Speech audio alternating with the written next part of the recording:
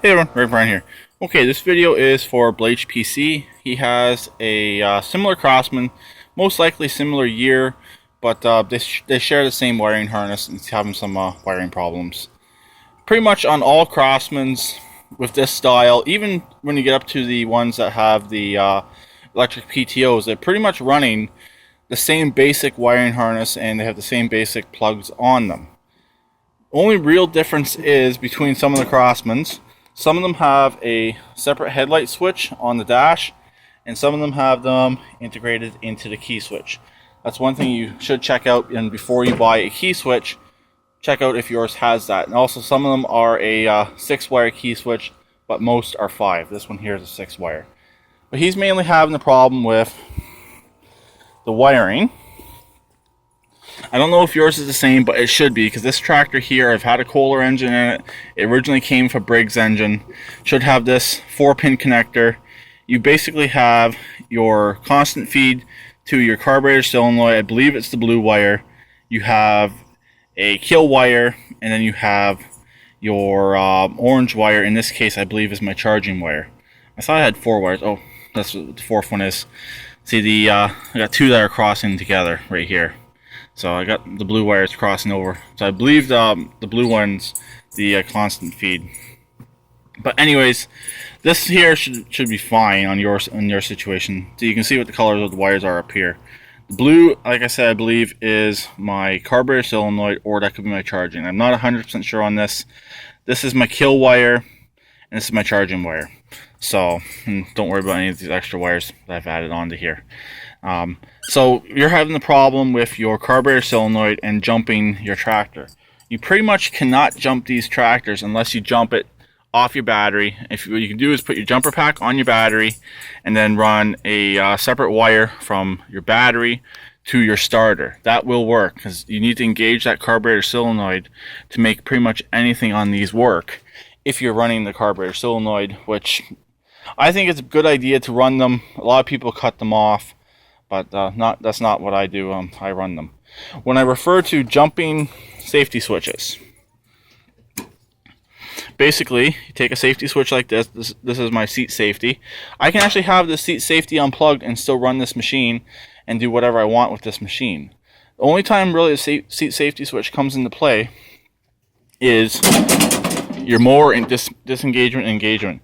Mainly when your mower is engaged, your seat safety switch needs to be connected unless you have it bypassed.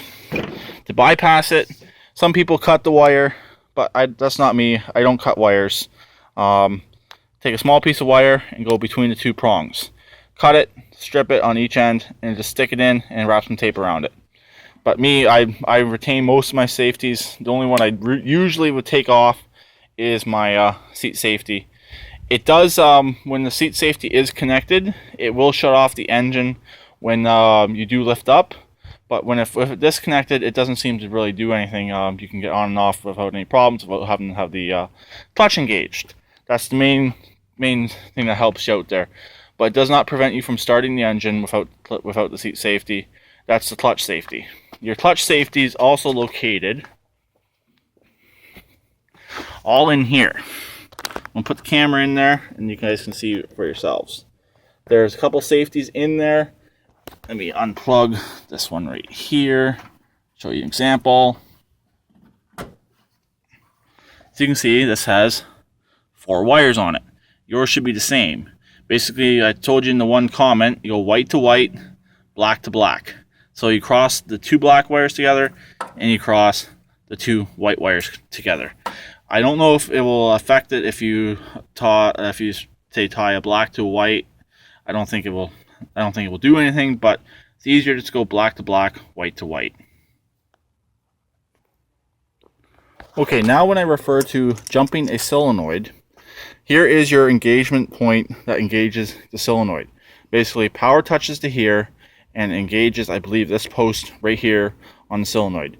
Basically, your battery goes to the one, the other one goes to your starter, and this is what engages it. Basically, it sends a signal from your key switch down and engages this little point right here. Basically, if you take a little piece of wire, preferably with a clip on it, it makes it a little bit easier, clip it into here, and the other end doesn't really need to be cut off very much, just a little bit of wire needs to show, and you touch it on the battery side of the solenoid, that'll tell you if your solenoid is good or not. If nothing happens when you do this, most likely your solenoid is garbage. So hopefully these tips do help you out. But like I said, once you start cutting wires, you're getting into a whole new can of worms. Especially if you want to go back and put the safety switches back in, you cannot do it. So it's practically impossible. So it's easier to just unplug stuff, basically jump between the connectors instead of cutting stuff. Cutting stuff should be always your last resort.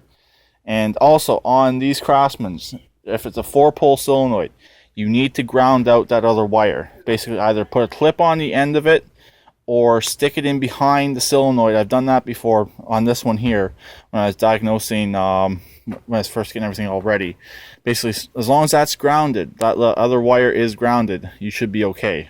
Everything should work, and the engine should crank over. So I'm just going to quickly demonstrate. This will be a cold start. Unplug my seat safety. My clutch safety is in. Hear the click of my engine.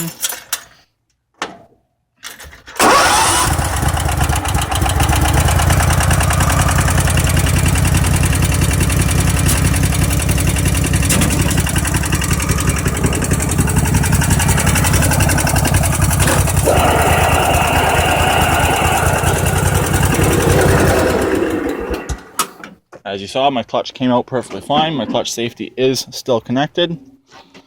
Reconnect my seat safety.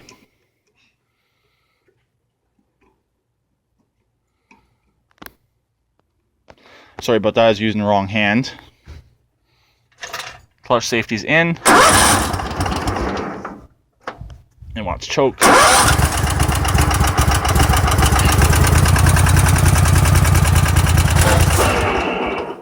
It dies because the clutch safety is connected. That just proves the point. You can disconnect your seat safety and the engine will still run perfectly fine. It just uses the clutch. So hopefully these tips will help you out. Hopefully you figure out your wiring problems. Also, if you're like me and you got some paint on your wires, WD-40 on a piece of paper towel will get the paint off the wires. So I've just been meaning to do it, just haven't had a chance to do it. So I'll talk to them later. Please keep it redneck like always. Again, Bleach, hopefully this helped you out. Please subscribe, comment, and rate. Bye for now.